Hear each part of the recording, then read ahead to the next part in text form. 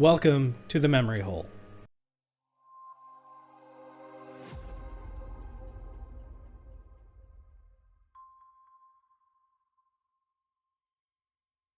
Hi, this is Rudy Carlos, co-host of Catholic Drive Time. Welcome back to this week's Memory Hole news segment where we recall from memory 5 news stories that will absolutely get memory holed. Now, if you're not picking up what I'm laying down, that means it's the stories that will be forgotten. You're going to forget about it. I guarantee it.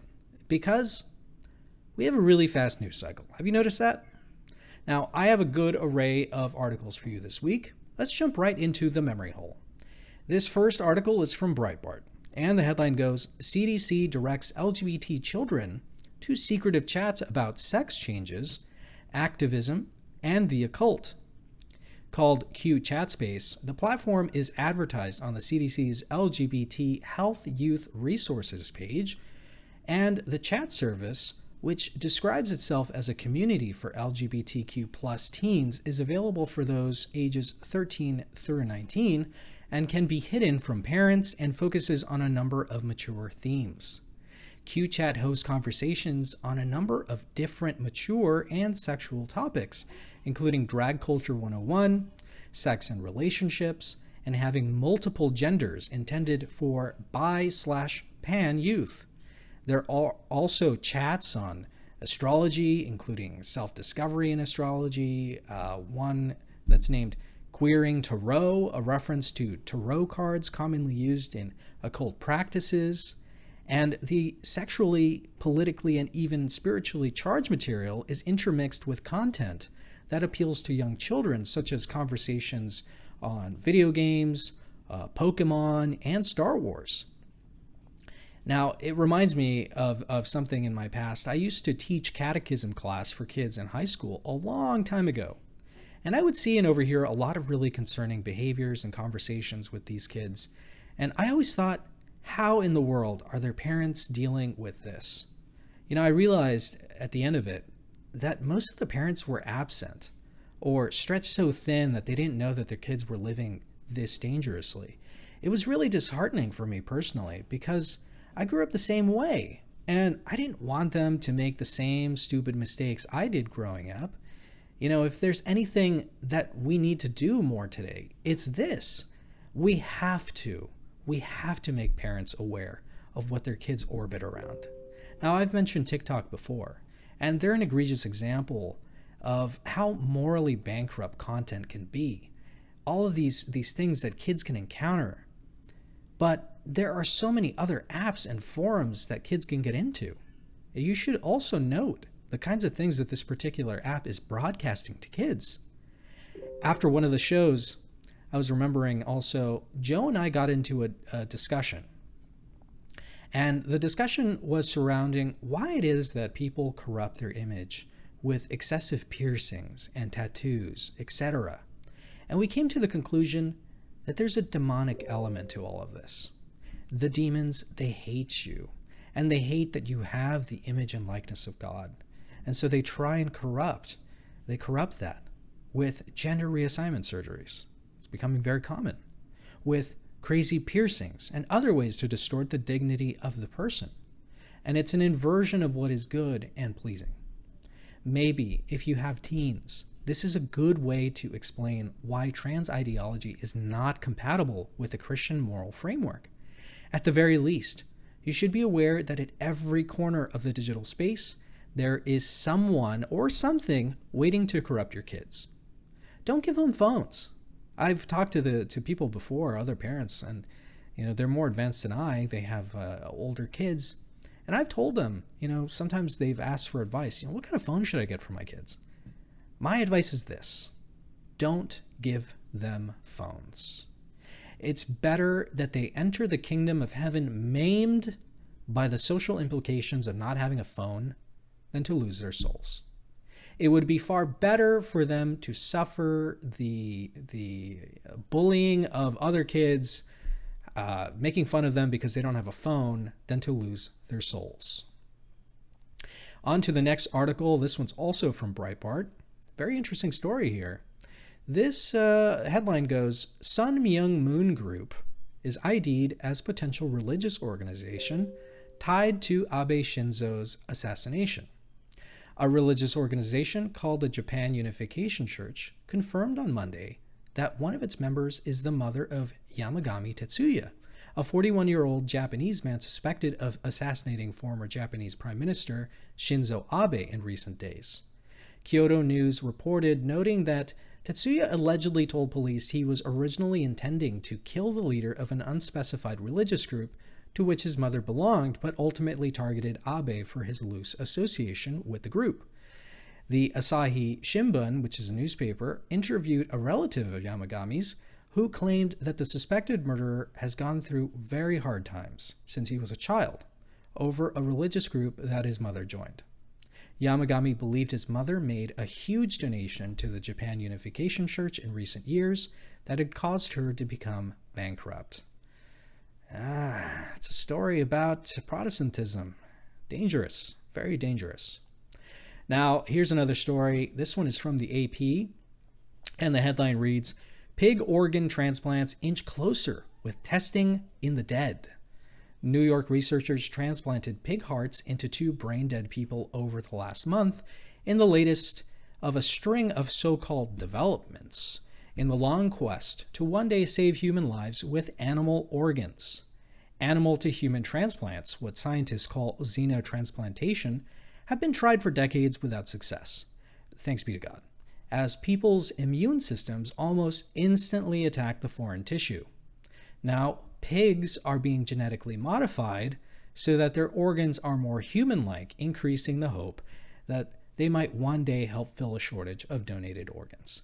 Now, let me just pause right here. It's bad enough that they're modifying the pigs. And I want to ask you the question, how do you think they're modifying the pigs to be more human-like? How could they, how would you? Well, they're using aborted fetal lines. That's a short answer to this. So it's bad enough that they're doing this. But why do we want to cling to this veil of tears? This is a question I ask all the time. And I have a funny sense of humor, according to my mother. We've gotten into discussions before about death and dying, and there always seems to be a stigma surrounding this topic. People refuse to talk about this reality. One day, dear listener, you're going to die, and you won't be able to take anything with you. Your legacy, all of those things that you think are good, and leaving a good legacy is good. But I want to remind you that one day your legacy is going to be forgotten. There are so many examples of former cemeteries kind of buried and forgotten in forests somewhere. People discover them all the time. Those people are long gone, long forgotten. Your legacy is going to be forgotten one day. And the only thing worth clinging to in this world, it's not the things of the world. It's not our money, our wealth, our status. The only thing worth clinging to in this world are the sacraments and Holy Mother the Church, which is the bastion of the sacraments. This story reminds me of the hubris of the Tower of Babel.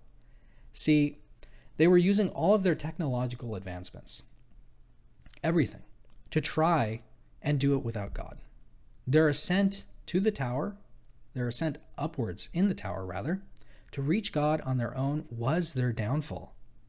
And scientism really is kind of like a Tower of Babel. Scientism has replaced supernatural faith, and people cling to this world instead of preparing for the next. I'm also reminded of a priest I admire. He made a great example of having analog time near him always, so that he could see how much time had passed. Not a digital clock, a clock with hands, so that he could see every minute, every hour, and he would have to be reminded of how he spent every second of his day. Do you squander your time when you could be preparing your soul for a good death? Pray for this grace. Pray for me that I receive this grace. And if you haven't been to confession in a while, go. Get right with God. And also, don't do it alone.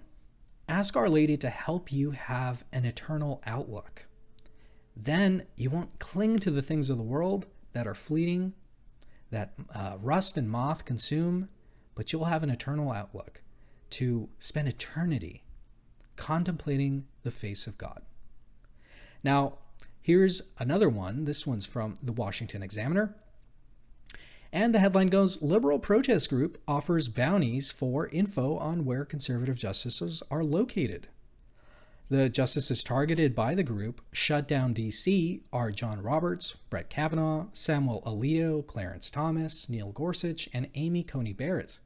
The group tweeted that it's willing to give $50 to anyone who gives a confirmed sighting and $200 if the justice or justices are in the same area 30 minutes after their location is given.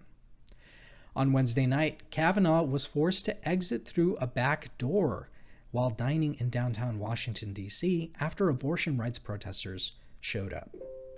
Now, the U.S. is not a democracy, believe it or not, but people want it so badly. And this is a great example of why democracy isn't all that it's cut out to be. Let me remind you that these people vote. Because democracy basically means government by the people, of the people, for the people. But the people are retarded. Before we get into the last article, please make sure to like this video. If it's your first time watching, subscribe to Catholic Drive Time and share this video with a friend. It helps us bypass our very generous, our really amazing and so great censor overlords. Okay, now back to the segment. This is the last article. This comes from the Epoch Times. Headline goes, Climate skeptic banker becomes latest cancel culture victim.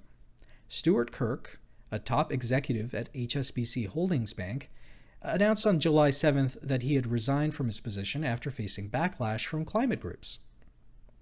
Kirk, who was the global head of responsible investments at the bank's asset management business, had been suspended after criticizing central banks and regulators for overstating the financial risks of climate change. He says, quote, investing is hard, and so is saving our planet. Opinions on both differ. And he continues, but humanity's best chance of success is open and honest debate. If companies believe in diversity and speaking up, they need to walk the talk. A cancel culture destroys wealth and progress, unquote. Kirk's resignation came as banks and fund managers are under increasing pressure to promote the transition to renewable energy and stop funding the fossil fuel sector. I love Kirk's response to this situation. He really nails a point home here that we need to be more, that we need more of. Okay, companies, they pride themselves on bringing inclusivity and diversity and all kinds of opinions to the table. And some companies even say that, oh, well, everybody who works here, we're a family. But do they really want that? I wonder that sometimes. Do they really want inclusivity? And I think the resounding answer is no. They want a particular narrative. They want to push a particular topic. They don't want a wealth of topics. They want one particular thing. It's whatever the mob says. Okay? And true inclusivity will bring forth honest, unemotional debate, something that we need more of today. I'm going to drop an article in the description box below, and make sure to give it a read. It's sort of related to the story. It's an article by a good friend, Charles Colomb, and he outlines how to make sense of our modern American experience right now. It was a really great read, so take a look. And thus were the Memory Hole news segments this week.